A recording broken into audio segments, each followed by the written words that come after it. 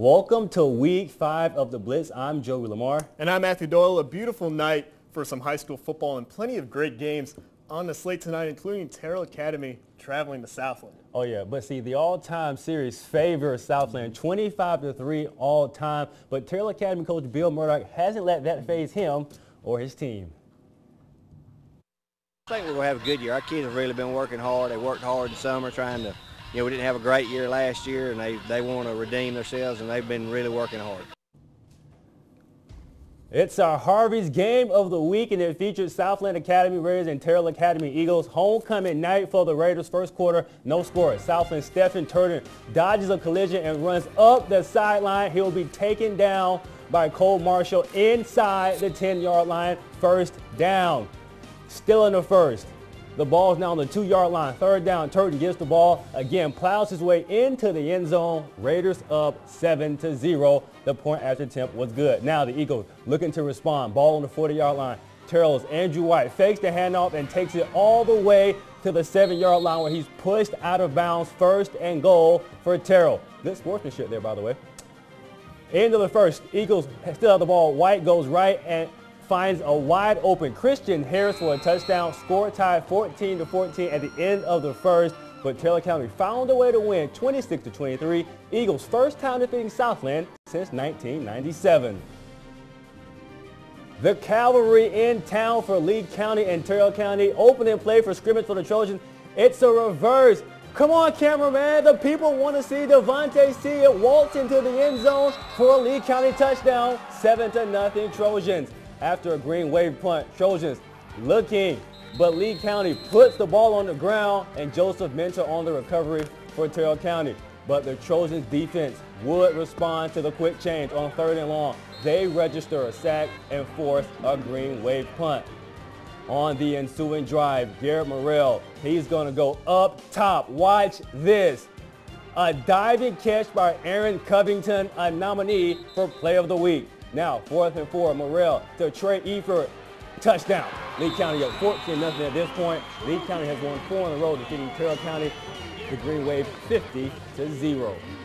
And Deerfield, Windsor, and Westwood are a pair of 2-2 teams entering tonight looking to avoid falling below 500. The Knights have won the last 3 games against Westwood, and Deerfield, Windsor honored the Knights' all-time leading rusher Tony Zenin tonight. His number 1 before the game. Now the Knights started strong in front of their program's all-time leading rusher. Garrett Jones takes a handoff, busts a couple tackles, and falls into the end zone. First score of the game in the first quarter, 7-0 Knights. And it didn't take long for Westwood to respond. A flea flicker on the first play. Collier Baggett, a former player of the week here on the Blitz, finds Patrick Vereen.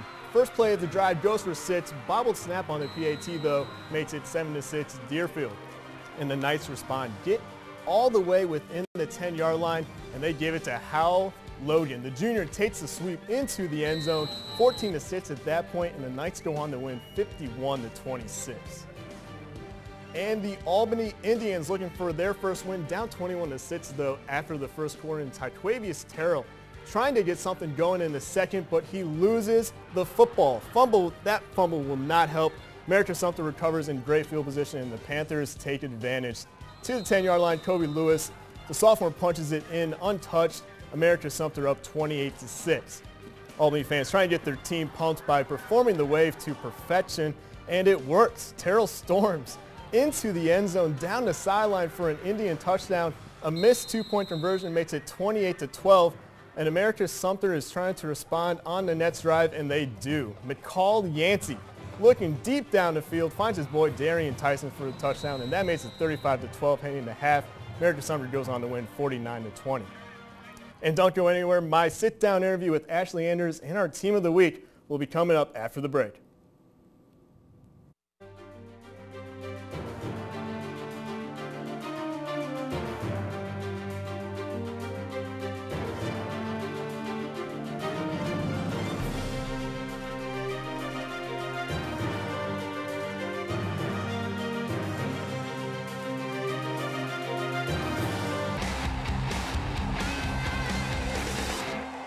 Welcome back to the Blitz. The Doherty Trojans started the season 2-0 for the first time since 2005. And the 2005 team advanced all the way to the state championship game. And while we don't want to put those expectations on this team this early in the season, they have been impressive. The boys in maroon have only allowed 14 points all season. This week, they start regional play, and first up are the Crisp County Cougars. The Cougars have not won a game this season, but head coach Corey Joyner says, don't let their record mislead you. There's a lot of talent in Cordele.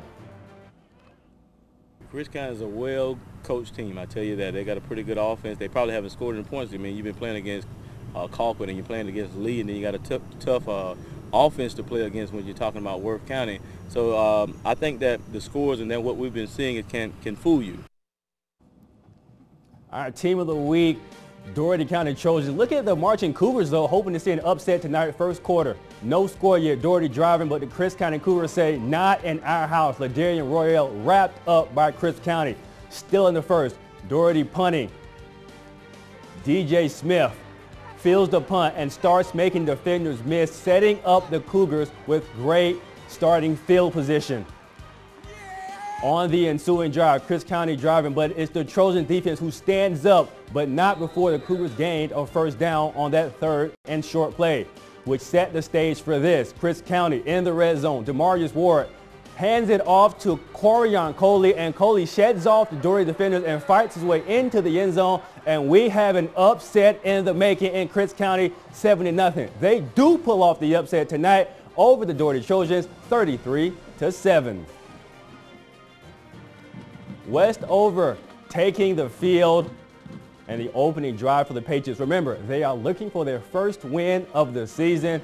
Irvin Bush breaks off a big run of 65 yards, and he's going to put them down at the 11-yard line. Penalties push back Westover, 3rd and 21. Emory McKenzie back to pass, goes deep to the end zone, finds Trevante Brown open, but he can't hang on. Patriots turn it over on down, stay in the first. Patriots defense playing tough. Tyreek Thompson drops him for a loss, and Cairo first to punt, but towards the end of the first, Cairo punted on 4th down. Trevante Brown returns the punt, making some great moves, keeps his feet all the way for the touchdown. Westover led early, but Cairo, they hand Westover their 3rd loss, 24-14. And last year's Fitzgerald-Macon County game went down to the wire with Fitzgerald walking away with a 7-point win. Now this season, both teams meet again with the Purple Hurricanes boasting a perfect 3-0 record, and both teams were ready to go. They were ready to get this game going as Fitzgerald is hosting the Macon County Bulldogs tonight in the first quarter. Hurricanes first drive, James Graham drops back, hits J.D. King with the pass, showcases the spin move as he gets the big gain, and that sets him up perfectly. He gets a handoff, darts up the middle into the end zone. Successful PAT makes it 7-0 Fitzgerald. Now Macon County trying to respond on their first drive, but it's going nowhere. Trey Mathis gets swarmed on the short loss. He gets tackled for that loss, and then they're forced to punt. And Antonio Perry shows Macon County why they need to keep the ball away from him. He juked his way to the end zone, 14-0 Fitzgerald. Now the Bulldogs' next possession starting to move the ball. Caher Lane finds Kurt McDonald down the field for a nice gain, sets up Jared Daniels, and he gets the ball in the handoff, breaks through the jersey tugging into the end zone. Miss PAT, 14-6 at that point, 57-32 is your final. And Tift County is looking to start their season 5-0 for the 2nd straight season. The Tift County Blue Devil breaking out some dance moves at the far end of the end zone, but first quarter Blue Devils lead 14-0. Our Colby quarterback Quinn Hammonds throws a long ball intended for Robert Black, but it's intercepted by Wendell White. Runs the ball to the 37-yard line for Tift County first down. And in the first quarter, Tift County quarterback Griffin Collier hands the ball off to Giovanni Jimenez. He runs the ball, and he is tackled 14 yards shy of the end zone for a Blue Devils first down. In second quarter, Blue Devil quarterback Griffin Collier hands the ball to Roger Gaines, and he runs it up the middle into the end zone. 6 more points are added to the scoreboard for Tift County. 21-0 at that point in second quarter. Another catch and reaches for the touchdown. 6 more points, and that is 28-0 at that point. 52-0 is your final. And that's a 5th straight win for the Blue Devils. And earlier this week, I had a chance to sit down with first-year head coach Ashley Anders to find out how his first year as a head coach on the sidelines has been. 4 games into the season, how has the head coaching experience been for you so far? Well, it's been great because we won 4 games, but we have, man. We've had a good start to the season.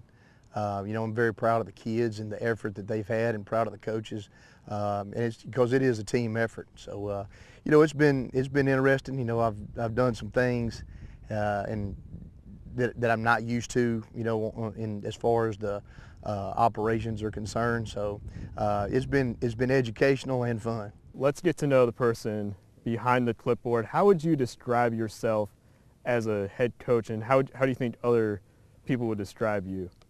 Oh man, shoot, I don't know. I tell everybody I just try to be me. You know, I don't think you have to change your personality just because you get a new job or you're in a new title or a new role. You know, I think, you know, just being yourself, being humble, and having fun with the people that you're around is the main thing. And what would you ultimately like to accomplish as a head coach? Well, you know, first and foremost, you know, I think your well-being of your players. You know, all the guys getting their high school degree, going on to college and being successful.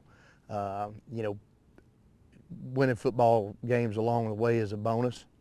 You know, I enjoy what I do. I enjoy having a difference in these kids' lives, and you know, hopefully we bat 1,000 when it comes to guys being successful off the field.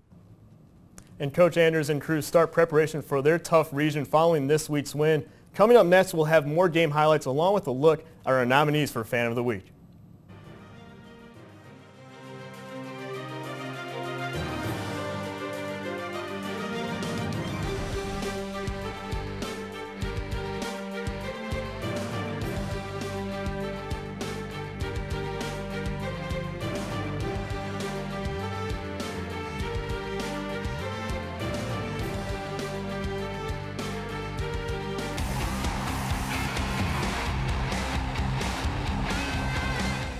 Welcome back to the Blitz. The Colquitt Packers are undefeated this season, looking as impressive on offense as they do on defense. And this week in Moultrie, it was homecoming.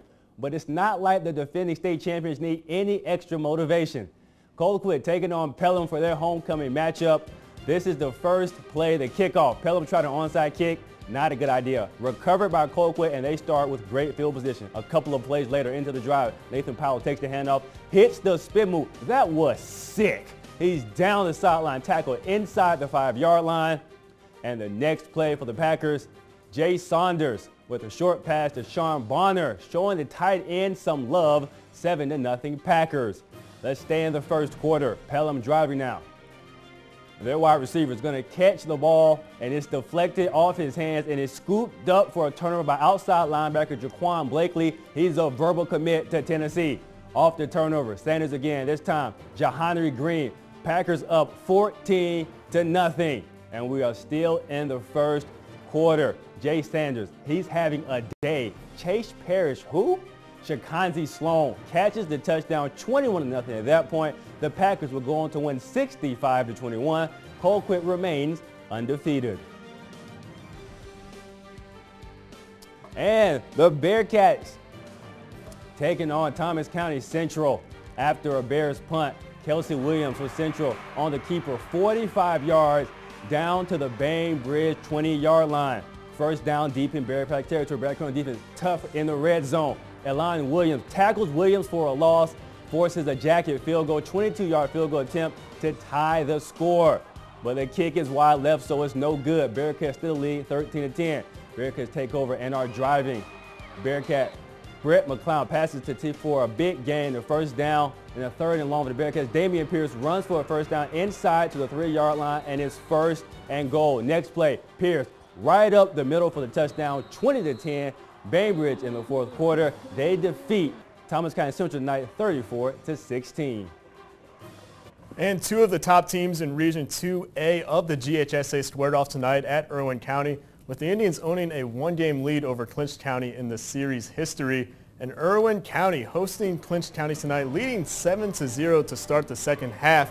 Indians opening drive in the third quarter. They are facing a 3rd and long, and Zach Toller rolls out and finds Zaire Andrews open, and he is off to the races. PAT is good, and they are up 14-0. Ensuing kickoff, the Indians onside kick it, and Drake Raines recovers Austin Pettis' kick and DJ Pollard then takes it in for the touchdown. Indians lead 21-0 midway through the third quarter. Clinch's next drive, they start to move the ball. Shannon Young runs up the middle, and he is tackled for a first down, and Young then pounds his way into the end zone for the Panthers' first score. PAT no good. Indians lead 21-6 late in the third quarter. Same quarter, Indians next possession, fourth down, and they fake it, make the first, and starting the fourth quarter, Indians driving for the score. On fourth down, Zach Toller's pass is intercepted. 21-6 at that point, but 28-12 is your final, Irwin County. And it was homecoming night in Cordele as Crisp Academy and RF Monroe are looking for their first wins of the season. Wildcats looking to get going early. Deep pass to Devin Howard. Great catch to put them at the 35-yard line. Now fast forward to Monroe ball. Jackson Starling hands it off to Michael Starling. Not sure if they're related or not, but we'll find that out. And he takes it for a nice gain. And in the third quarter, time for DeShield Bassett on Monroe. He gets the ball and goes for nearly 15 yards down the field. Great game, breaking some tackles, and Monroe is trying to put something together. Jackson Starling is going to find it's DeShield Bassett again on the next play for the completion down the field. Ref gets in the way, but that doesn't matter. Crisp Academy gets their first win of the season. There was scoring in this one. 18-14 is your final. And we have seen a lot of great games tonight, but we haven't forgotten about the dedicated people who pack the stadiums week in and week out. Here's a look at our Albany Tech Fan of the Week. We start from Lee County and Terrell County, a future Trojan cheerleader on hand tonight. Then we move over to Deerfield Windsor, the football players helping out the current Knights break down the sign before the game tonight.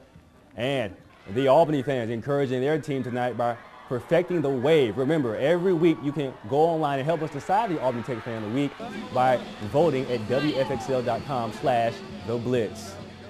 And don't go anywhere because we still have to go through the tapes and find our player and play of the week. Stick around.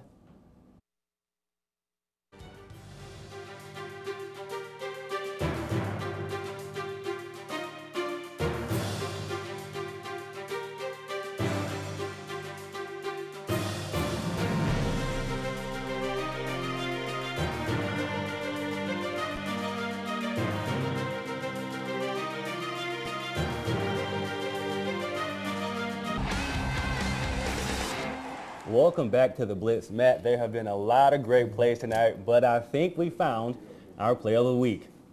It comes from Lee County and Terrell County, and it's Garrett Morrell showing off the arm, but Aaron Covington, watch this, lays out for the completion. That play set up a touchdown as Lee County defeated Terrell County tonight.